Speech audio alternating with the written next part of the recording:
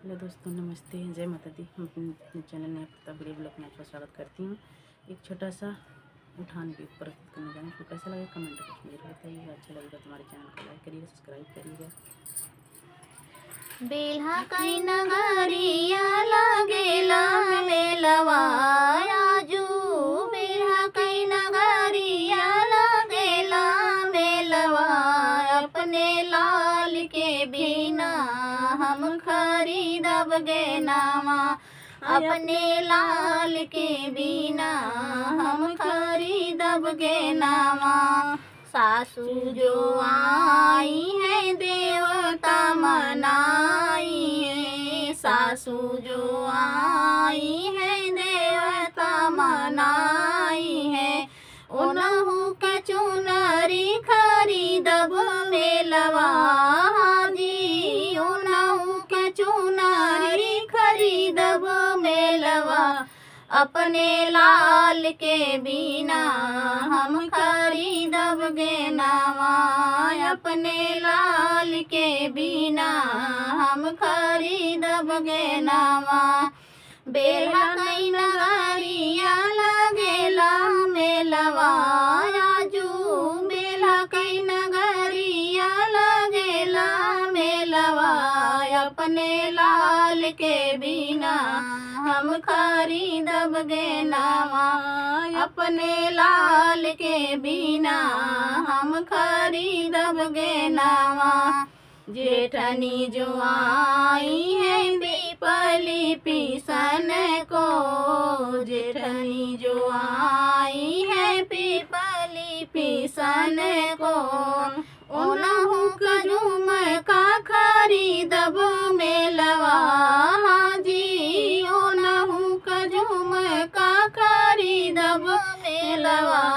अपने लाल के बिना हम खरीदब गे नावा, अपने लाल के बिना हम खरीदब गे नावा। बेल्हा कई नगरिया लगेला मेलवा आजू, बेल्हा कई नगरिया लगेला मेलवा। अपने लाल के बिना हम खरीदब गे नावा, अपने लाल के बिना हम खरीदब गे नावा।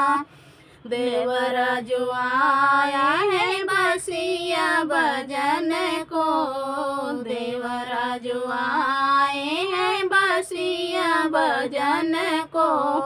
ओनहु का गाड़िया खरीदब मेलवा जी, ओनहु के गाड़िया खरीदब मेलवा। अपने लाल के खेलाई बिन खरीदब गे नावा, अपने लाल के बिना हम खरीदब गे नावा। बेल्हा नगरिया लगेला मेलवा आजू, बेल्हा के नगरिया लगेला मेलवा। अपने लाल के बिना हम खरीदब गे नावा, अपने लाल के बिना हम खरीदब गे नावा। नदी जो आई है कजला रचन को, नदी जो आई है कजला रचन को। ओनहु के कंगना खरीदब मेलवा जी, ओनहु के कंगना खरीदब मेलवा। अपने लाल के बिना हम खरीदब गे नावा, अपने लाल के बिना हम खरीदब गे नावा। बेल्हा की नगरिया लगेला मेलवा आजू, बेल्हा की नगरिया लगेला मेलवा।